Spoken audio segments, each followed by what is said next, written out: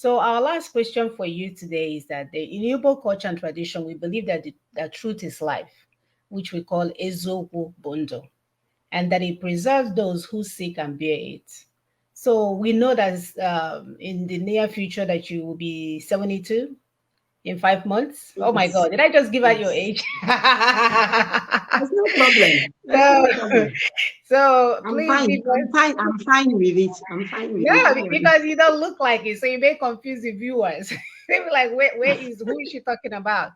So please give us your Um, final words and tell us your secrets, in terms of aging so gracefully, and if it has anything to do with being truthful and honest. well, I wouldn't know about aging gracefully. I just know that, I don't stress myself. I even with this problem, that we have now, I don't agonize over it. I see a lot of children out of school.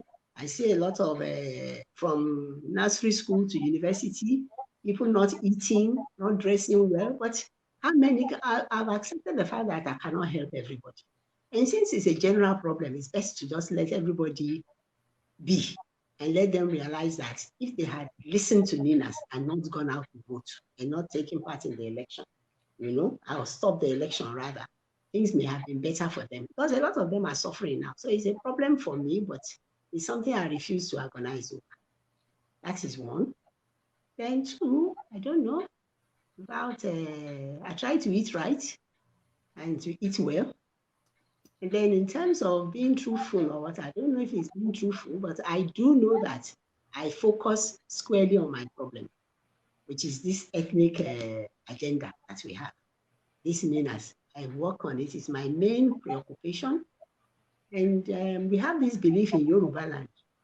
And I'm sure it's a universal truth too, that those who preserve the land will be preserved by nature. You Hmm. know, the universal, because it's those of you who should preserve your land. We still have a lot of traditionalists in Yoruba land, who believe in, their various traditional beliefs, and they are doing a lot to help us. I am also part of it. I used to be a Catholic, a very fervent Catholic, but now I think that I think I stick to ancestor worship now because I believe that, let's say you are a Muslim now and you bury your parents, and after burying them you never go back. You don't go back to their tomb. You don't look after it. You don't offer prayers there. You don't fry akara for them. In Yoruba land, we do a lot of akara frying for our dead. We do a lot, we kill rams for them, we do all these things for them. But most people don't. They do, but they will now buy a ticket, go to Mecca and pray at Abraham's tomb. I used to look at them and say, what is your problem? Why Hmm. should you go to Abraham's tomb and then The you leave your ancestor loved that one doesn't look like you and doesn't remember and you. doesn't know you? Whereas the ancestor that your well-being is a stakeholder in your well-being, you ignore it. The same thing even with the Christians. They Mhm. remember saints, this saints day, that saints day. They don't remember their parents' birthdays or burial day, death dates. So I believe that part of that too is also helping me because I take life easy.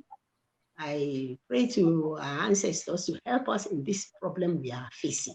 And not just Yoruba ancestors. I pray for everybody's ancestors. But look at the 3 million children that were the staff to them during the Biafran Civil War. And sorry, not Biafran, it's Nigerian Civil War. So not stop calling it Biafran Civil War. It was a Nigerian Civil War because we all had a hand in it. You think they were not meant to die that day, that time now. And you think if they will just sit there and watch another 3 million die now? I don't think so. So maybe that is it too. I don't know because I have nothing special that I'm doing except that, I don't worry myself about going to church or worry myself about this. I worry about the people of the land. I worry about our land, which is what they say. We call ourselves Orile Ede Yoruba. This is the land on which Yoruba is spoken.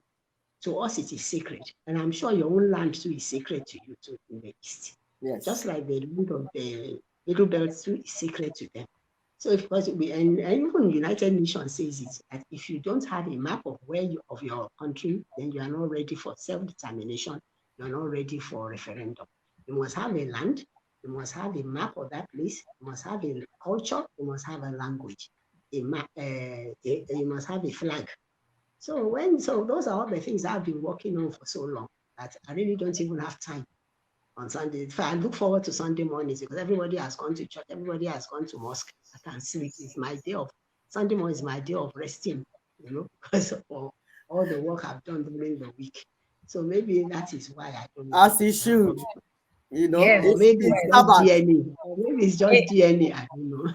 Auntie, it sounds like you're describing your authentic self. Yes. And I can see how that will keep you young, that will keep you peaceful. When we talk about the issues that we have, it's something that we have to solve on a system level. People think it's about giving this person $1, $10 here, $20 here. You're not solving any problem. You're not even helping them. Yeah. You're not helping them when you give them money. You have to let them realize the mistakes they are making. That Nina said, don't go to election. Stop the election. Close shop. And we told them you don't have to travel anywhere. You don't have to go to anywhere. In your area, in your street, anybody that puts up a flag, pull it down. Even if it comes to fisticuffs, tell them that you can. No political meeting is going to hold on my street today. Let it become a free for all. They will start listening to you. They may tell you initially, what do you mean? Gradually they will listen. And this person that is telling them no election, what is he or she talking about? Gradually that is how you affect people. Now they are suffering. They can't eat. They can't pay children's school fees. They are now saying, Tinubu did not do well. Tinubu did not do well. So from Tinubu not doing well, they will know what to do about Tinubu eventually. Just let them stress. They will know what to do. Don't know what to do. Nina said, don't go for election. Let's put this thing down. The church said, oh, PVC. PVC. Get your PVC. PVC. In a fight of AK-47. Yes. The people you are going to meet, they will carry machetes and guns. You will carry PVC. Yes. And you want to go and fight them. So I understand who says, I'm done with you people and your church. They will keep you awake. Night vigil, 72 days fasting. You are drying up, growing old. Yet the country, the colonial monsters are doing their own in one side. What is going on? My sisters, the church is even worse than the politicians. So even the politicians, they steal our money, and that is it. The church will take your last kobo in terms of tithes. And they brainwash you, take your last kobo in terms of tithes. They need car, they need plastic chair. You'll be running around looking for money to give them. In their business, so the churches. Private business. It's a good business, followed by the lawyers.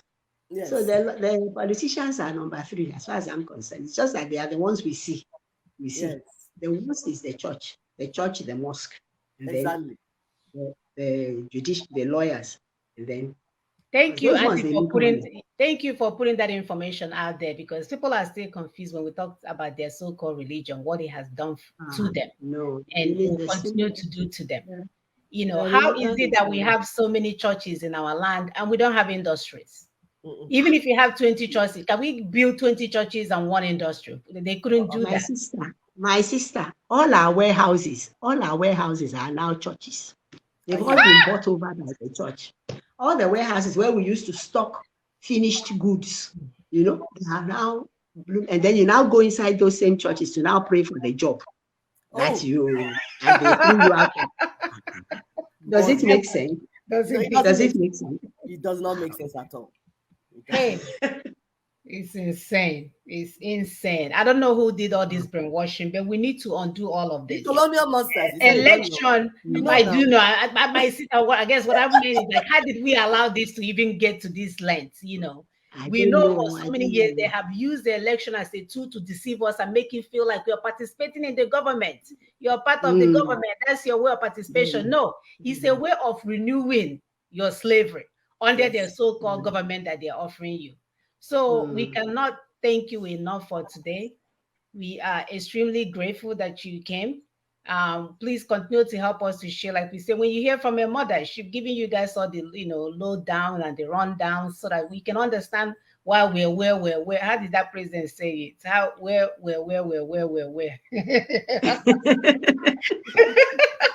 So you'll understand why we are where we are. Yes. So we will not get lost. The bottom line is that if you don't embrace Ninas, your Naira or your Naira will eventually be $2,000. And world without end, they've been telling us that's a world without end. World without end will continue. Nothing will change. Your suffering will just increase intensively. That's all. So embrace your Christmas present that was delivered to you how many years ago now? Almost 3 years ago. Go and open up your Christmas gifts and begin to thank God and do exactly what we asked you to do. So I'm going to pull up the 5-point agenda while my sister add, because this is what we are demanding that the government do for us. If you think you're governing us and you care for us as your citizens, this is what you should be doing at this point in time. Enough of the banditry, enough of the gangstering, enough of stealing resources when people are dying of hunger. You're spending billions on nonsense. Buying SUVs for 160 million. And they are not even afraid. They are not even These people afraid. are just heartless. That's so wicked. It's unbelievable. So for those that are joining us for the first time, when you hear NINAS, Nigerian Indigenous Nationalities Alliance for Self-Determination, you will not get self-determination alone by yourself. They will come for you. They will confiscate your land. They will do you even what you do not want. But as all of us under that 1999 Constitution, we must team up. NINAS calls it jailbreak, joint jailbreak. All of us, we come together, break the jail and free everyone. Not free some people, not free this village or free that village people. No, everyone. We renegotiate the union. We reconstruct the union and we reconfigure the union. The constitutional order as it is what is killing us. 1999 Constitution is the latest edition. That's 1999. So the order we need to, this union, we did not make it. It was imposed on us. So my sister is going to break down the agenda to us once again to remind us. We always say it in this show so that people that are saying, what do we do? This is what you need to do. There's a tag, my dear, that is blocking the comment so that they can see the lower part of the agenda. This is summary. The details of this 5-point agenda is in the Constitutional Force Majeure document. It's there flying everywhere. Pick it. If you need it, tell us in the comment section. We will send you a copy. You will read it and see. The step by step, everything had to be done. So stop reinventing the wheel. Because you can speak English, you carry your microphone, make a video. Me too, I can speak. Self-determination, indigenous, freedom, liberation. I pick it together, plagiarize what NINAS is doing, cook it together, and then say, yes, my own is Ndi More movement of Ndiara. No, stop that. The process is on the table, and this is UN approved because it's following the United Nations 2007 United Nations Declaration for Indigenous Peoples' Rights. It's been on for some time and we've been going step by step. Somebody make a comment. He said Soviet Union. He said Soviet Union came down after 26 years of the people's struggle. He said he was trying to encourage us to keep pushing the NINAS agenda that eventually we will prevail. Yes, we know now. We know they do things when they work. That is the story of our life. Anything we put our hand inside, we push it until it happens. So we are not looking back. We are moving forward because there's no other way anywhere. All you have is criminals making money from our people's pain. So NINA's agenda is the only way for liberating the indigenous peoples, not just of Nigeria, of Africa, of everywhere, because it's the same template. If you study it, you find out that, okay, this is what we're supposed to do from point A to point B to C. People are not just scratching their head now and say, okay, I think I need to make broadcast tomorrow. Oh, okay, I think I need to write something tomorrow. No, stop deceiving our people and stop fooling yourselves. Stop fooling around. Because eventually all those things you're doing, they are on social media. 10 years down the line, we're going to pull them up and remind you that while this type of project was going on, you were busy duping our people, collecting £3,000 per month or whatever they're paying you. Please go ahead, my sister. So it's a no-brainer. Here's our 5-point agenda. If you understand this 5-point agenda, then you're part of the process. So the first one is an acknowledgement of grave constitutional grievances that we raised. The union dispute as declared.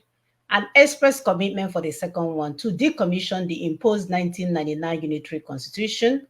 And the third one, an express commitment to share further national elections under 1999 constitution in order to initiate an immediate transitioning process for fresh constitutional protocols.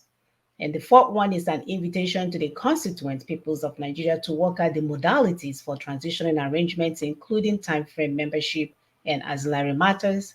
And last but not least, an announcement of a time-bound two-stage transitioning process, which shall in the first stage feature multi-regional referendums by which constituent components shall recommit to or opt out of the Nigerian Union, and in the second, distill terms of union as may be dictated by the outcome of the referendums. So it's a no-brainer. You have done your election and you're still where you haven't moved an inch. Your sufferings have increased. So we need you guys to understand that this is what you should be asking anyone that is telling you they want to be your governor, your local chairman, whatever they want to be for you. If they're not doing these 5-point things, they are there to collect more money and leave you where they found you. So if you want to end your sufferings, if you want your children to go back to school, if you want to live life with dignity,